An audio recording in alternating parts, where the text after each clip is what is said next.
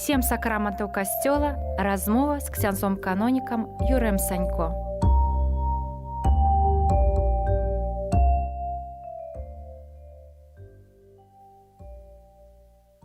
Нашы слухачы, а таксама гледачы. Сёння зноў у эфіры праграма «Сем сакраментаў касцёла» і вядучая Надзя Бук, а таксама мой свядучы ксёндз-канонік Юрый Санько, пробыш парафіі на Свяцейшай Троіцы Святога Роха ў Мінску. Хвала Христу, ксёндз Юрый. Хвала навекі, вітаю усіх нас, вітаю усіх нашых радыёслухачоў, усіх нашых гледачоў. І сапраўды вяртаемся зноў да сакраментаў. Так. Як паказваюць нашы катэхезы, пра кожны сакрамент можна размаўляць доўга і шмат, таму што это аснова, фундамент нашага жыцця, хрысціянскага жыцця, і вельмі важна, каб мы разбіраліся ў сутнасці сакраментаў, ведалі іх багацце і карысталіся з тых ласкаў, якія Бог нам праз гэтыя сакраменты, нас праз гэтыя сакраменты адорвае. Сёння тэма наша гэта сакрамент хросту, і вы можаце свае пытанні таксама нам дасылаць, таму што праграма ідзе ў прамым эфіры. І першае пытанне... І можа так, прабачце, што перабіваю, бліжэйшы цыкл перадач нашых будзе менавіта пра сутнасць, пра тое, як адбываецца сакрамент, і таму, калі ёсць пытанні, сапраўды пра... Можа, шмат пачуеце пытанню, як рыхтавацца, што трэба мець з сабой. Калі ласка, дасылайце ў наш прамы эфір. Ось, дарэчы, першае пытанне і будзе пра тое, што трэба мець з сабой, якія рэчы неабходна мець, калі збіраюцца хрысціць дзіця. Кожным касцёле адбываецца заўсёды таксама сустрэча. Святар альбо д'якан, альбо святар, адбываюцца такія сустрэчы падрыхтоўчыя перад сакраментам хросту, на якіх святар зазначае, якія неабходна мець з сабой рэчы, што з сабой трэба ўзяць, як падрыхтавацца. Такі адбываюцца невялічкія катэхезы, каб чалавек, які прыходзіць у касцёл, бо вельмі часта, напрыклад, хросныя бацькі бываюць праваслаўнымі, хтосьці з бацькоў можа быць праваслаўным і, натуральна, можа не ведаць, то такая катэхеза адбываецца. Першае, што пра што мы павінны памятаць, гэта ёсць такія прыгожыя свечкі для хросту, якія мы прыносім з сабой, і гэтая свечка пазней захоўваецца і дзіцяткам, калі яно ўжо вырастае, пазней выкарыстоўваецца таксама на першай святой камуніі. Таксама такая прыгожая традыцыя ёсць. Белая вопратка, найчасцей зараз выкарыстоўваецца такая белая хустачка, якая ўручаецца як сімвал белага адзення, таму дзіцятка мы можам проста апранаць па надвор'ю. Пазней ужо на выбар кожны з бацькоў, з хросных, яны вырашаюць ужо, які будзе крыжык, то есть няма такіх канонаў, што толькі такі крыжык можа быць, альбо толькі такая ікона. Вось, уже таксама як памятка хросту прыносіцца ікона, якая свячаецца, гэта ўжо ікона, якая пазней перадаецца, можна сказаць, з пакалення ў пакаленне, і заўсёды з дзіцяткам, з юнаком, з дзяўчынай, і пазней ўжо з дарослым чалавекам. Вось, таму свечка, белая хрысцільная вопратка, крыжык і ікона. Вось, як памятка святого хросту. А ікона, якая там павінна быць выява? Таксама тут ужо можам выбраць альбо, напрыклад, найчасцей, канешне, гэта анёл-ахоўнік. Ікона з выявай анёла-ахоўніка, альбо можа быць з выявай святога патрона, імя якога, напрыклад, выбіраюць бацькі. Гэта можа быць ікона святой сям'і, альбо любімая ікона, якая падабаецца, напрыклад, бацькам, можа быць, маці Божа Буцлаўская, і гэтак далей. То есть тут сям'я ўжо сама выбірае. А што неабходна для хросту дарослага чалавека? Ці ёсць адрозненні нейкія? Не, таксама выкарыстоўваецца свечка, таму што ўручаецца даросламу чалавеку.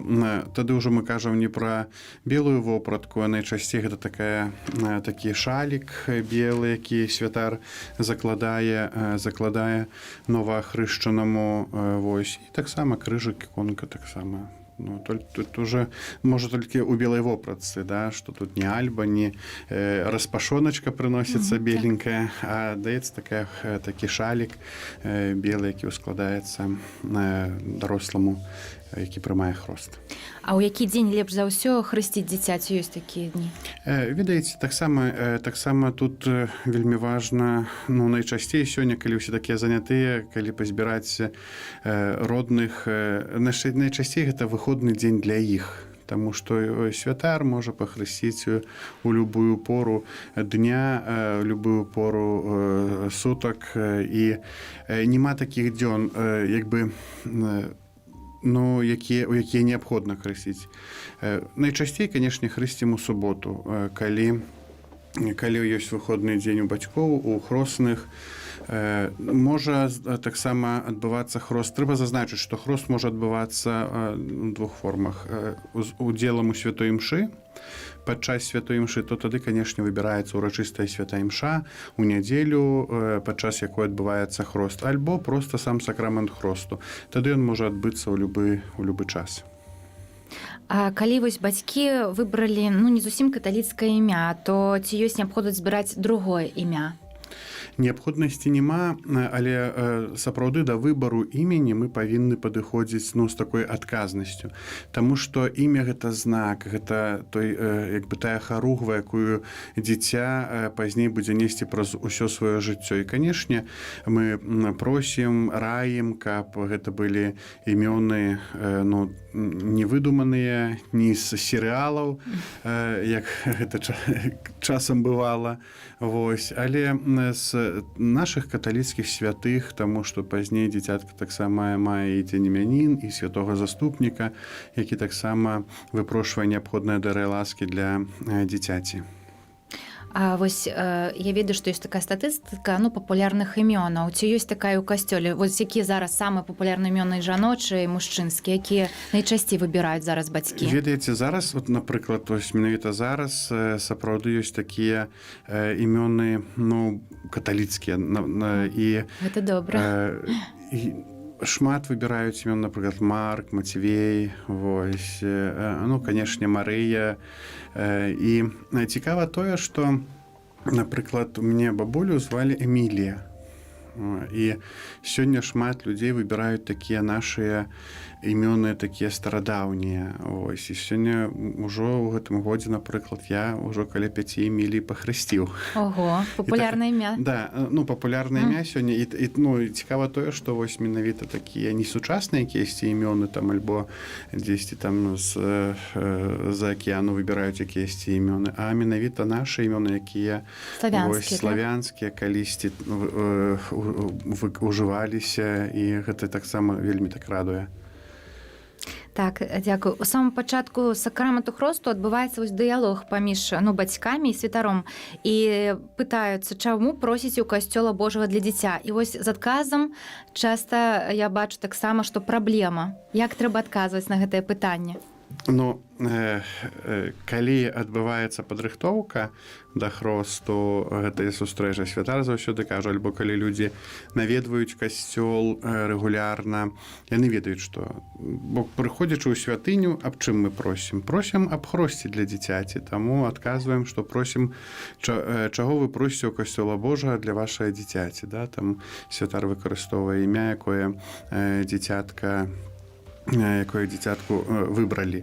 І, канешне, усе і хросныя бацькі адказваюць хросту. Ну, па-рознаму бывае.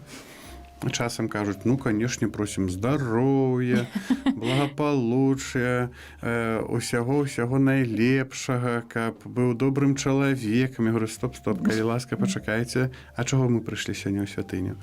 Ось. І тады, канешне, людзі так задумваюцца і, ну, адказваюць, каб хрысціць дзіця. Таму прыходзім, каб прасіць хросту. Гэта вельмі важна, таму што за гэтым таксама наступнае пытанне, якое святар задае, вось гэтай свядомасці, да, што я не проста прыходжу ў касцёл, ну, таму што такі, ну, сёння цёпла на вуліцы, да, а мы прыходзім з канкрэтнай місіяй, каб хрысціць дзіця. Вялікая адказнасць і бацькоў, і хросных бацькоў. А ось якія абавязкі бяруць на сябе хросныя падчас хросту? І як яны іх павінны выконваць? Хросныя і бацькі. І бацькі таксама. Таксама. Я сёння ўзяў з сабой рытуал. Усё сур'ёзна, так. Канешне, па якім адбываецца хрост. І я зараз прачытаю. Якое пытанне да бацькоў? Дарагія бацькі, просячы хросту для вашага дзіцяці, ці ўсведамляеце вы, што прымаеце на сябе абавязак выхаваць яго ў веры, каб, захоўваючы Божыя запаведзі, любіла Бога і бліжняга, як нас навучыў Езус Хрыстус, што прымаеце на сябе абавязак.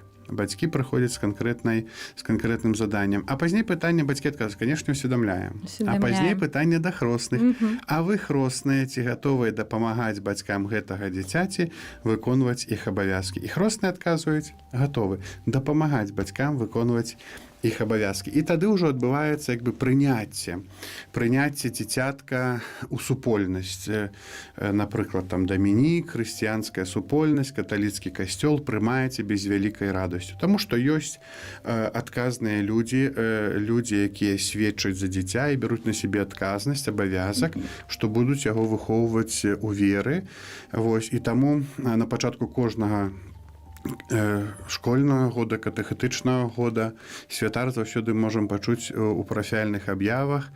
Ён заўсёды кажа, запісваем дзяцей на катэхезу, таму што бацькі гэта ваш абавязак. Вось, і дзяцей, і моладзь. Не толькі выхоўваць дзетак, якія ідуць да першай святой камуніі, давесці іх, але не быць і дапамагаць ім узрастаць у веры і спадарожнічаць ім на працягу іх такога ўзрастання, пакуль яны самастойна ўжо не прымуць на сябе адказнасці, не будуць адказваць самі за сваё развіццё духоўнае і гэтак далей. Так, але а як яны з цягам часу, як вы бачыце, можа, у вас ёсць прыклады і асабістыя, ці дапамагаюць хросныя бацькі узрастаць духоўна сваім тут дзеткам? Тут ужо, канешне, больш, таму што як святар гэта не адсочваеш. Вось, напрыклад, я стараюся дапамагаць, таму што я хросны таксама у многіх дзетак. Прынамсі, стараюся духоўна маліцца і падтрымліваць духоўна.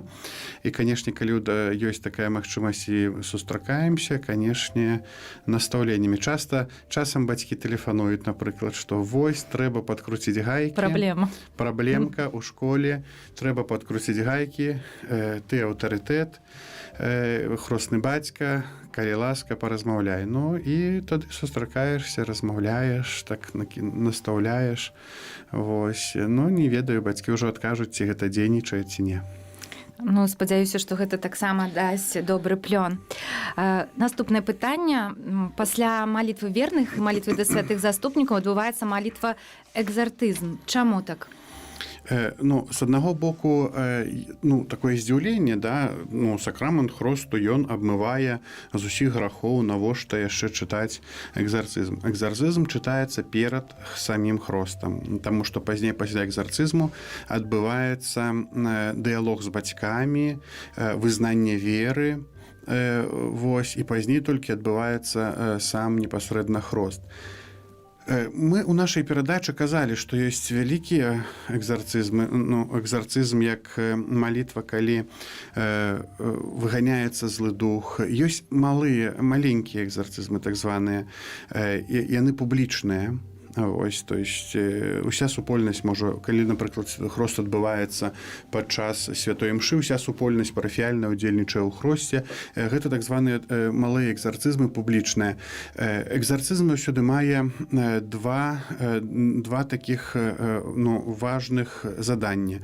Вызваліць чалавека ад улады, вырваць з улады злога духа і атуліць апекай, духоўнай апекай. І вось менавіта роля экзарцызму, які чытаецца падчас хросту ў звычайных варунках, калі адбываецца поўны хрост, таму што, напрыклад, калі гэта скарочаная форма, напрыклад, калі хрысціцца дзіцятка у шпіталі, напрыклад, даводзілася хрысціць дзяцей, напрыклад, у інкубатары, якія былі неданошаныя, але бацькі перажывалі і хацелі, тады толькі ўдзяляецца сам хрост непасрэдна, паліваецца паліванне галавы вадою.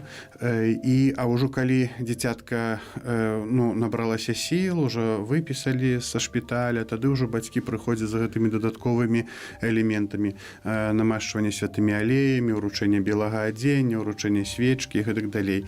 Вось. Таму у звычайнай форме, калі адбываецца хростак, зараз чытаецца менавіта, каб паказаць злому духу, што гэта не твая прастора. Гэты чалавек, ён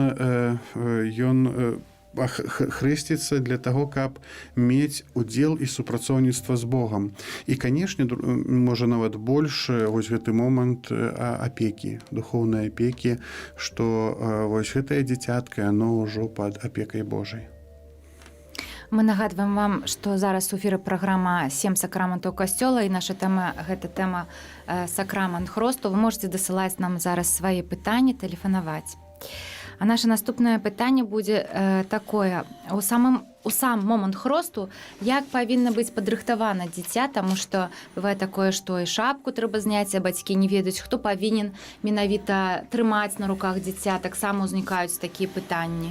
Ведаеце, няма такіх строгіх прадпісанняў, што калі гэта хлопчык, павінен падтрымаць хросны, калі гэта дзяўчынка, павінен трымаць хросная. Вось.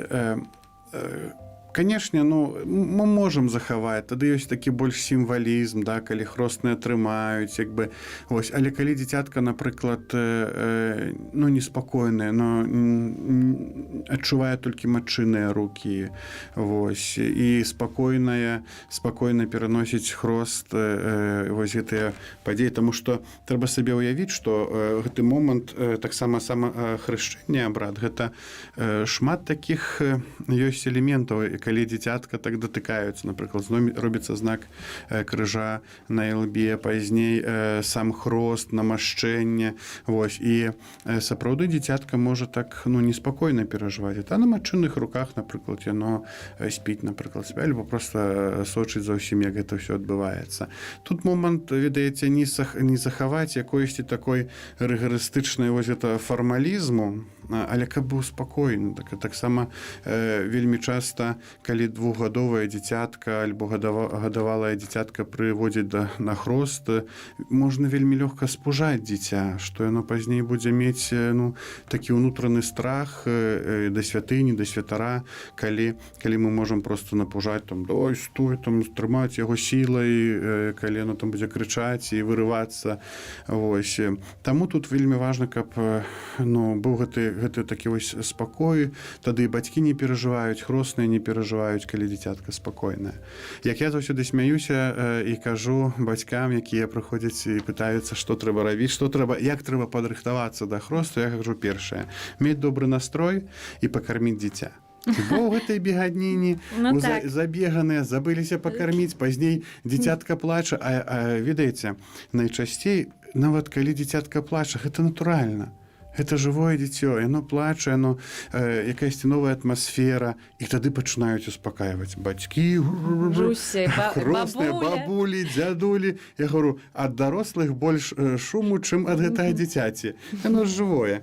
Вось. І у нас у такой у звычайнай форме адбываецца хрост трохкратным паліваннем вадою галавы дзіцяці.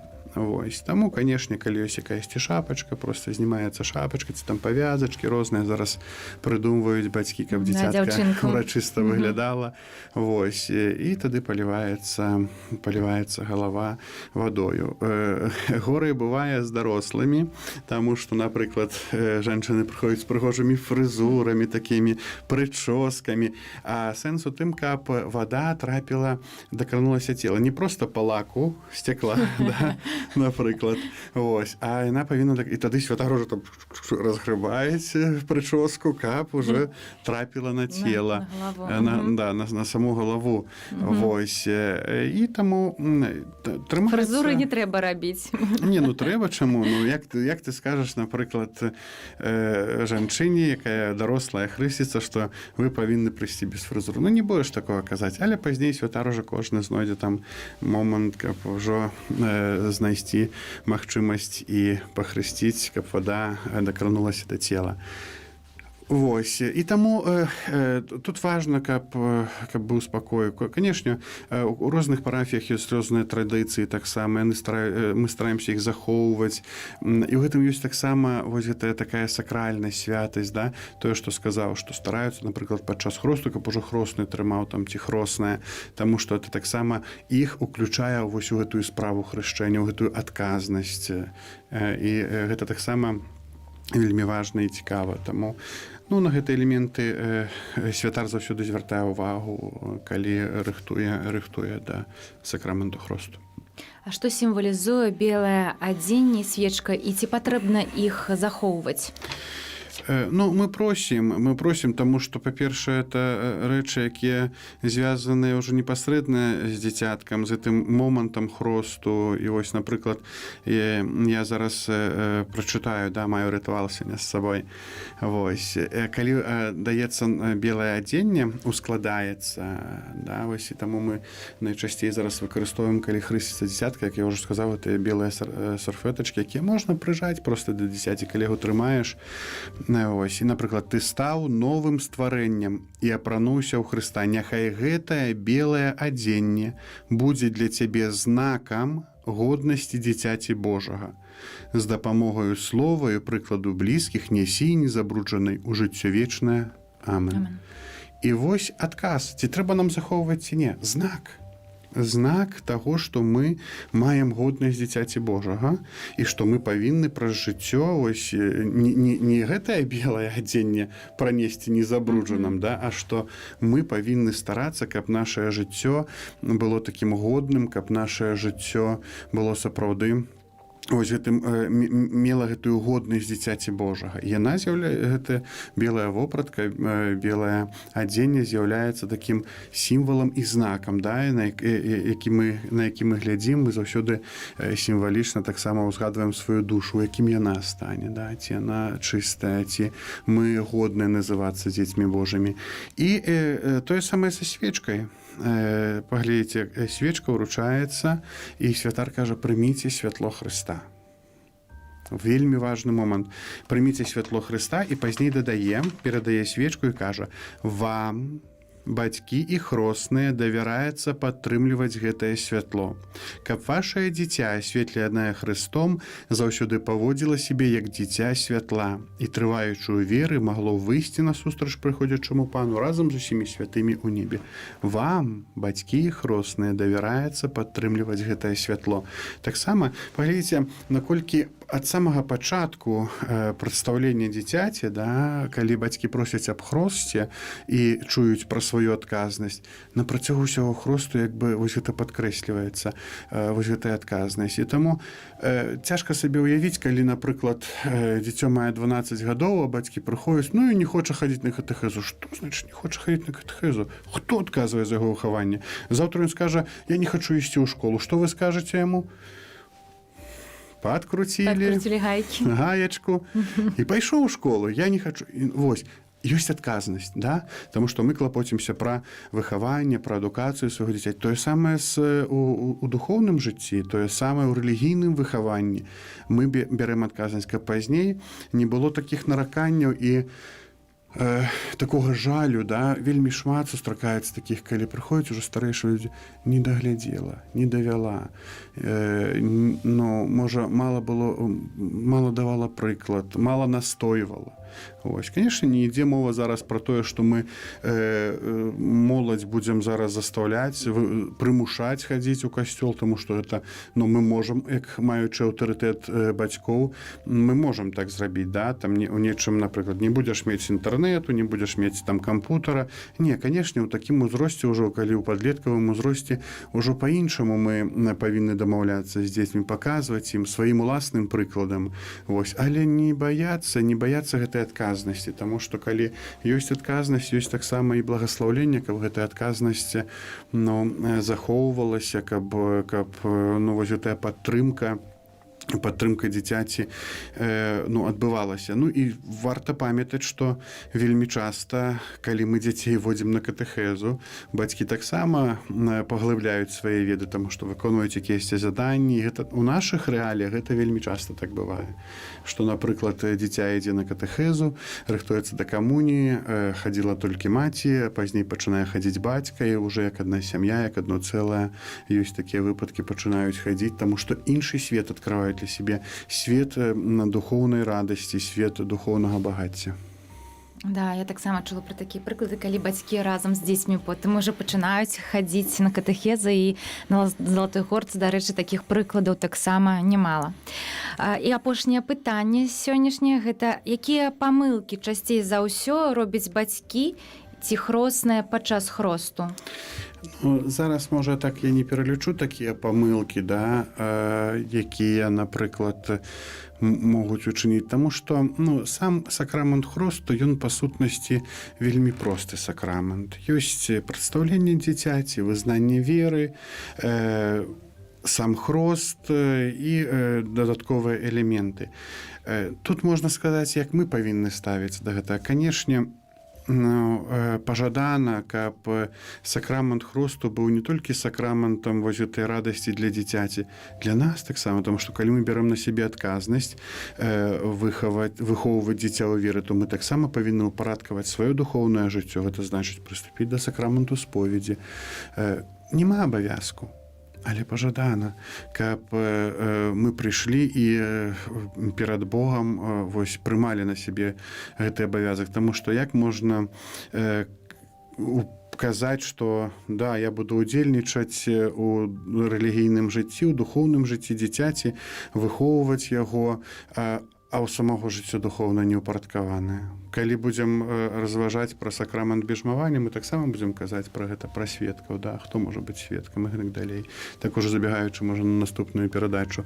Вось, таму анонс, да. Таму, ведаеце, няма якогасьці такога, памылка вельмі цяжка сабе ўявіць, таму што гэта просты абрад. Вось, але хачу так заклікаць да такой адказнасці уласнай. Не трэба прыплятаць у сакрамент хросту якіясьці традыцыі, бо гэта сказала бабуля, бо так раней было. Калі нешта не ведаем, заўсёды пытаемся ў святара. Калі нешта нам не зразумела, заўсёды пытаемся ў святара. Не трэба рабіць акцэнты на неважныя рэчы, бо вельмі шмат мы можам у іншых сакраментах, сакраменталіях гэта вельмі бачна, да? Калі людзі набіраюцца якіхсьці невядома адкуль традыцый, сямейных, несямейных, вясковых, вось, а забываюць пра сутнасць сакрамента, ці эўхарыстыя, ці сакраменталіі, напрыклад, такі як пахаванне, вось, і гэтак далей. Таму, калі нешта незразумела, заўсёды не баімся спытацца ў святара. Святар для таго, каб вось гэтае рэлігійнае жыццё было ясным, каб не было якосьці такой недасказанасці.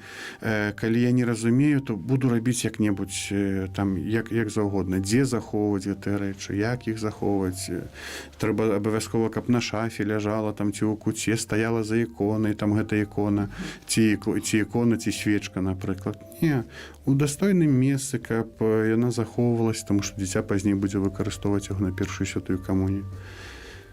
Вось, таму так у некалькіх словах можна сказаць пра... Сёння мы пагаварылі пра гэтыя важныя элементы сакраменту хросту і, канешне, заўсёды будзем памятаць пра тую адказнасць, якую мы маем. І зараз пачатак навучальнага года, таму, калі ласка, памятайце аб тым, каб нашыя дзеткі, моладзь таксама паглыбляла свае рэлігійныя веды, таму што гэта той фундамент, на якім яны пазней будуць будаваць усё сваё сэнсаванае дарослае жыццё. Так, дарэчы, зараз ва ўсіх касцёлах сёстры, і там катэхеты запісваюць сваіх дзетак, сваіх парафій на заняткі па рэлігіі. Я таксама ўжо маючы такую магчымасць прашу ўсіх бацькоў падумаць аб тым, што каб яны добра выхоўвалі сваіх дзетак і абавязкова запісалі іх на катэхезу, таму што там ёсць заняткі для дзетак усіх узростаў, пачынаючы з самых маленькіх, як у нас у касцёле, там з 4 год, і ўжо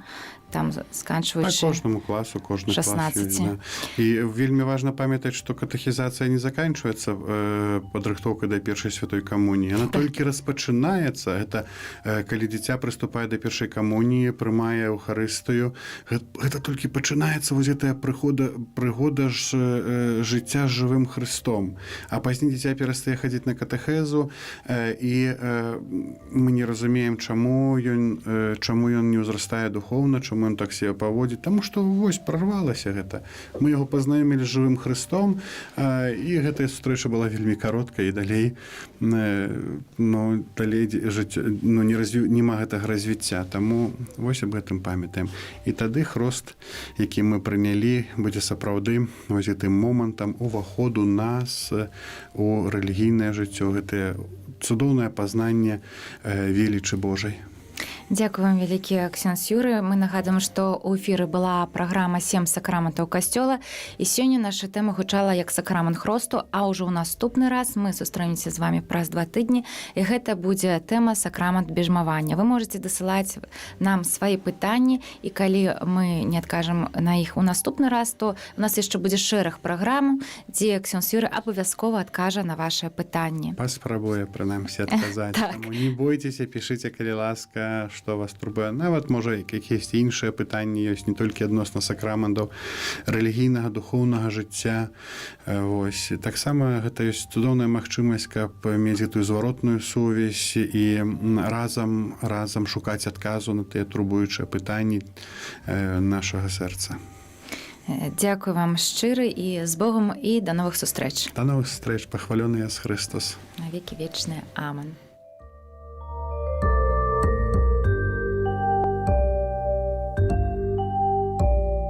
«7 сакраментаў касцёла», размова з ксяндзом-канонікам